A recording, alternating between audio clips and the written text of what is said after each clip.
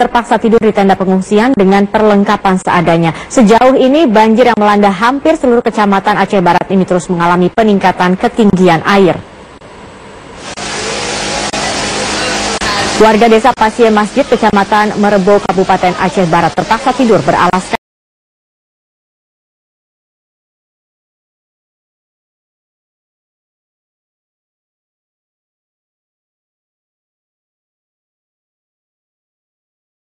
tikar dan kondisi atap tenda yang bocor.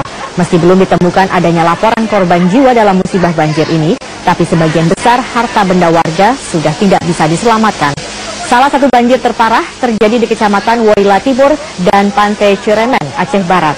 Warga terpaksa mengungsi di tenda darurat milik BPBD setempat yang berdiri di atas jembatan perbatasan Kecamatan Merebo dengan Kecamatan Johan Pahlawan. Warga berharap ada bantuan yang lebih layak dari pemerintah setempat.